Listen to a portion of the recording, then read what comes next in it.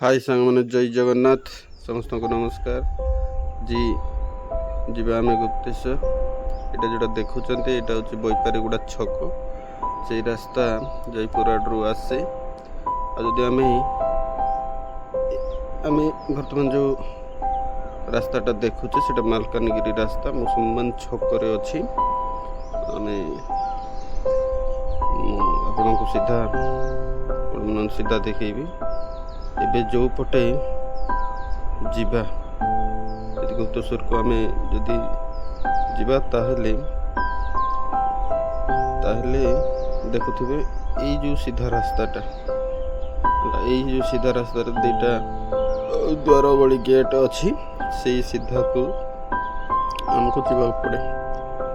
तो ये छक जेहेतु यहाँ गोटे चारि छक गोटे गुप्तेश्वर रास्ता गोटे मालकानगिरी रास्ता जयपुर आसुवा दुईटा रास्ता अच्छे। एबे जो रास्ता देखबे जो गाड़ी आसुची सेटा बैपारीगुड़ा देकी आसे जो गोटे रास्ता जोटा कहली जयपुर राजागढ़ रास्ता आसे। बर्तमान आम पहुँची जाइछो मो रास्तार वीडियो करनी। तो बर्तमान आम गुप्तेश्वर अच्छु तो जीवा कौन कौन आम करुचु टेक्निक मुझे देखेबी। यहाँ गुप्तेश्वर पहुँचला पर अनेक गुड़े दुकान देखिए ये सब गुड़ाक एबे रास्ता पूरा ओसारिया हो जाइए। अनेक दुकान थिला सेदिन तो सोमवार नथिला तथापि गहली थिला से दिन आम टिके सकाल सकाल बाहर जाइथिलु जेहेतु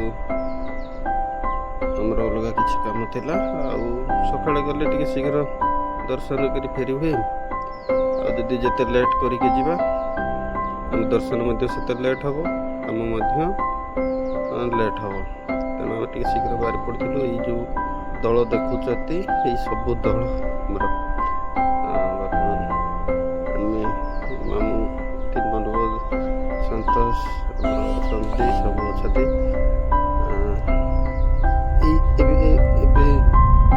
जगार अच्छु। ये जगहटा पूरा अणसारिया होइकी पूरा उच्चा होइकी गाड़ी गुड़ाक से जगार रही जाउतिला। तो बर्तमान ओसारिया हो जाइए भांगिकी पूरा लाइट फाइट व्यवस्था करा बर्तमान आम से जो उच्चा जगह टू तलकू आम जाऊँ। तो यही जगार गाड़ी गुड़ाक रही जाऊला बड़ असुविधा होता किंतु एबे ओसारिया हो जाइए बढ़िया सफा सुतरा देखागला।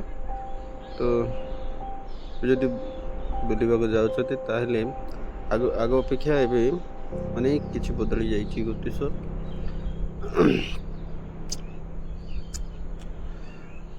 देखंतु आम बर्तमान आकु जाऊँ। यही सान मंदिर गोटे देखुं मंदिर टाइप गेटा अच्छी यहाँ हूँ गुप्तेश्वर प्रथम द्वार यही पटे ही से गुप्तेश्वर बाबा देखाई यही पटे ही पूर्व रास्ता थिला।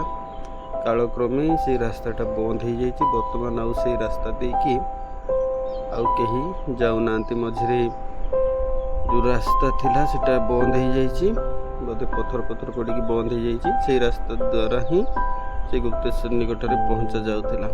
परवर्ती समय जो से रास्ताटा बंद हो गला तो परवर्ती समय रास्ताटा कराई जो रास्ता बर्तमान लोक मैंने दर्शन करुँच से रास्ता पूर्व नाला। तो देखो यहाँ सिंगल रास्ता थिला मु पूर्व थोड़े जाइली एबे किंतु ओसारे पूरा डबल रास्ता हो जाइए। तो अनेक किंवदंती अच्छी विषय तो आप मैंने जानी किभली बाबा गुप्तेश्वर आविर्भाव होते किए से पूजा करुले ये कथा तो आप मैंने निहाती भाव शुणी जानी। तो आम भी भगवान गुप्तेश्वर ଗୁପ୍ତେଶ୍ୱରଙ୍କର ଦର୍ଶନ ନିମନ୍ତେ ଯାଇଥିଲୁ। ଦେଖନ୍ତୁ ଗେଟ୍ ଗୁଡ଼ାକ ଏବେ ତ ହେଇଯାଇଛି ବଢ଼ିଆ ସୁନ୍ଦର ଭାବରେ। ମୁଁ ଯେତେବେଳେ ଯାଇଥିଲି ସେତେବେଳେ ଏଇ ଗେଟ୍ ଫେଟ୍ କିଛି ନଥିଲା, କେବଳ ସେ ସିଡ଼ି ଥିଲା। ଆମେ ଏଇ ଦେଖନ୍ତୁ ଏଇଟା ହେଉଛି ସେଇ ଗେଟ୍ଟା, ଗୋଟେ ଏଣ୍ଟ୍ରାନ୍ସ ଗୋଟେ ଏକ୍ଜିଟ୍, ଏଣ୍ଟ୍ରାନ୍ସ ଆଉ ଏକ୍ଜିଟ୍ ଦୁଇଟା ଗେଟ୍। ତ ଆମେ ସେଠି ଯାଇନୁ, ସିଧା ଆମେ ନଈକୁ ଗଲୁ। ନଈରେ ଆମେ ସବୁ ଆମର କାମ ସବୁ ସାରିକି ପରେ ଆମେ ଦର୍ଶନ କରିବୁ। ତ ଏଇଟା ନଦୀ ରାସ୍ତା, ସେଇ ରାସ୍ତା ସିଧା ଯାଇଛି ସାବେରୀ ନଈ କୂଳକୁ। ତ ଏଇ ନଈରେ ମଧ୍ୟ କୁମ୍ଭୀର ଅଛି ସାଙ୍ଗମାନେ। ତ ବି କେୟାରଫୁଲ୍, ସେଠି ଦେଖାଯାଇନାହାନ୍ତି, କିନ୍ତୁ ଯଦି ଉପରକୁ ଆମେ ଯିବା ତାହେଲେ କୁମ୍ଭୀର ଅଛି। ତ ଗାଈ ଗୁଡ଼ାକ ସବୁ ରାସ୍ତା ମଧ୍ୟରେ ସବୁ ଥିଲେ। ତ ଆମେ ରାସ୍ତା କଡ଼େ ସିଧା ଚାଲିଲୁ ନଦୀକୁ। ତ ଆମର ମୁଣ୍ଡନ କାର୍ଯ୍ୟକ୍ରମଟା ଥିଲା ସେଠି ବାଣିଜ୍ୟର। ତାର କାମ କରିକି ପରେ ଆମେ ବାବା ଗୁପ୍ତେଶ୍ୱରଙ୍କର ଦର୍ଶନ କରିବୁ। ଏଇଟା ହେଉଛି ନଦୀ ପାଖର ଗେଟ୍ଟା। ତ ଏଇ ଗେଟ୍ ଦେଇକି ନଦୀକୁ ଯିବାକୁ ପଡ଼େ। ଆମେ ତ ଦେଖନ୍ତୁ ଏଇଟା ସେ ନଦୀ ବର୍ତ୍ତମାନ ଟିକେ ଜଳଧାର କମ୍ ଅଛି। ବର୍ଷା ଦିନ ଯଦି ଦେଖିବେ ତାହେଲେ ପାଣି ଫୁଲ୍ ହେଇକି ଥାଏ। ତ ଏଇ ଜାଗାରେ ଯେହେତୁ କୁମ୍ଭୀର ରହୁଛନ୍ତି ତ ଟିକେ ସତର୍କ ରହିକି ଗାଧୋଇବାକୁ ପଡ଼େ।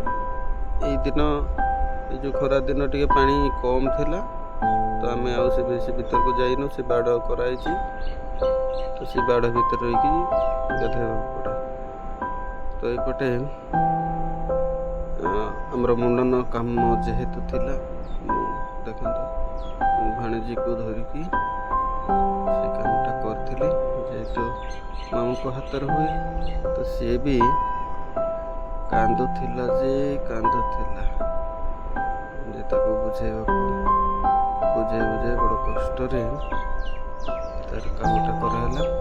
ତ ବହୁତ କଷ୍ଟ ଲାଗୁଥିଲା ତାର କାଦ ଦେଖି। ସେ କେବେ କାହାର ପାଖରେ ରୁହେନି, ତ ଯେହେତୁ ମୋ ଧରିବାର ଥିଲା, ତେଣୁ ମୁଁ ଧରିକି ତାର କାମଟା କରୁଥିଲି। ଧୀରେ ଧୀରେ ସେ କାମଟା କରିକି ତାର ଯେଉଁ ଚୁଟି ଥିଲା ତାକୁ ନେଇକି ପାଣିରେ ଭସାଇ ଦେଲେ। ସେପଟେ ଯିବା କଥା ନୁହଁ, ସେପଟେ ପାଣିର ପ୍ରଖର ସ୍ରୋତ ରହିଛି। ତ ଏଇଠି ସରକାରଙ୍କ ତରଫରୁ ଏସବୁ ବ୍ୟବସ୍ଥା କରାଯାଇଛି। ତ ଦେଖନ୍ତୁ ପାଣି ତ କମ୍ ଥିଲା, ଏଠି ଯାଇକି ଭଣଜା ସହିତ ମଧ୍ୟ ଟିକେ ସମୟ ଖେଳିଲି। ଆଉ ମୁଁ ଏଇଭଳି ଭାବରେ ରେଡ଼ି ହେଇଗଲି। ତ ବର୍ତ୍ତମାନ ଆମେ ଏଇସବୁ ଜିନିଷ ତିଆରି କଲୁ, ଭୋଗ ଏଇଟା କରିକି ଆମେ ବାବାଙ୍କର ଦର୍ଶନ ନିମନ୍ତେ ସମସ୍ତେ ଚାଲିଲୁ। ତ ସେଠି ପୂଜା ହେବ, ପୂଜା କରିକି ପରେ ଆମେ ଆସିବୁ। ବର୍ତ୍ତମାନ ଆମେ ସେଇ ସିଡ଼ି ଦେଇକି ସିଧା ବାବା ଗୁପ୍ତେଶ୍ୱରଙ୍କ ପାଖକୁ ଆମେ ଯାଉଛେ, ଯେଉଁ ଜାଗାରେ କି ଆମେ ପୂଜା ଆମର ହେବ। ତ ଏମିତି ସିଡ଼ି ତ ମୁଁ କେତେ ଅଛି ଜାଣିନି, ସିଧା ସିଡ଼ି ଚଢ଼ିକି ଆମେ ଗଲୁ। ତ ଆମ ଦଳରେ ଥିଲେ ପାଖାପାଖି 17-18 ଜଣ ଆମେ ଥିଲୁ। ଦେଖନ୍ତୁ ଏଇ ଜିନିଷ ଗୁଡ଼ାକ ଆମେ ସବୁ ଧରିକି ଯାଇଥିଲୁ ସେଠି। ମୁଁ ମଧ୍ୟ ଧରିଥିଲି ସେ ଭୋଗ ଥାଳିଟେ। ଏହିପରି ଭାବରେ ଆମେ ବାବାଙ୍କ ନିକଟରେ ଯାଇଥିଲୁ। ଯାଇକି ଆମେ ଦର୍ଶନ କଲୁ। ସେଠି ତ କ୍ୟାମେରାର ଯିବାର ବ୍ୟବସ୍ଥା ନାହିଁ। ଯେତିକି ଦୂର ଥିଲା କ୍ୟାମେରା ପାଇଁ ଅନୁମତି, ଆମେ ସେତିକି ଦୂର ପର୍ଯ୍ୟନ୍ତ ଗଲୁ। ଏପରି ଭାବରେ ଆମେ ଗଲୁ। ସେଠି ଯାଇକି ପ୍ରଥମେ ସେ ଦୀପ ଗୁଡ଼ାକ ଜାଳିଥିଲୁ। ଦୀପ ଜାଳିକି ଆମେ ସିଧା ଆମେ ଭିତରେ ଯାଇଥିଲୁ। ଯେହେତୁ ଆମେ ଟିକେ ସକାଳେ ଯାଇଥିଲୁ ତ ବହୁତ କିଛି ଗହଳି ମଧ୍ୟ ନଥିଲା। ତ ଆମେ ଯେତେବେଳେ ଭିତରେ ଯାଇକି ବାହାରକୁ ଆସିଲୁ ସେତେବେଳେ ଦେଖିଲୁ ଯେ ବହୁତ ଗହଳି ଥିଲା। ତ ଠିକ୍ ସମୟରେ ଆମେ ପହଞ୍ଚି ଯାଇଥିଲୁ, ତେଣୁ ଆମକୁ କିଛି ଅସୁବିଧା ହେଲାନି।